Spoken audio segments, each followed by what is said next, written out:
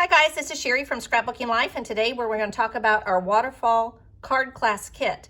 The class was supposed to happen tomorrow evening, and due to the health environment, we're not going to be able to meet in person, so we wanted to make sure everyone knew what they were getting and how to construct their cards. So the Waterfall card is put together so that when you pull here, all of your things should easily slide up and down in order to make that waterfall effect. So we've got two different cards, and I'll show you this one in a minute.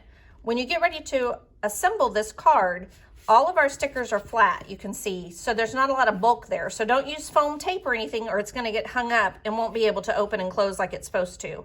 These brads don't go all the way through your card, so attach it to this first layer before attaching it to the base, and I attach mine with foam tape.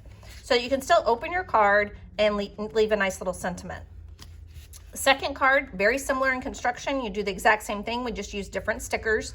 Your sticker sheet and everything's in there. Again, you should be able to pull easily on your card, and then it should fold back up. If you're getting any kind of friction, you might want to just lift up on this a little bit, make sure you got a little bit of a bow in it so you've got room for everything to slide easily. And again, this card you can open as well. We used a different sticker on the inside. So in your kit itself, you will receive your instructions. Sorry, I didn't get the string into your card kit, but your string's in there. You've got two different card kits.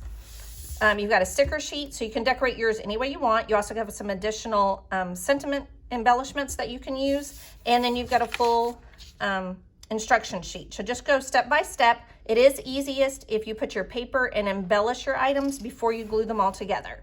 If you have any questions or if you have any problems, let us know. Also, if you want to purchase any additional paper, make sure to follow the link. Or if you need the card class kit, we've got a couple extras. Just follow the link below and you can make your purchase.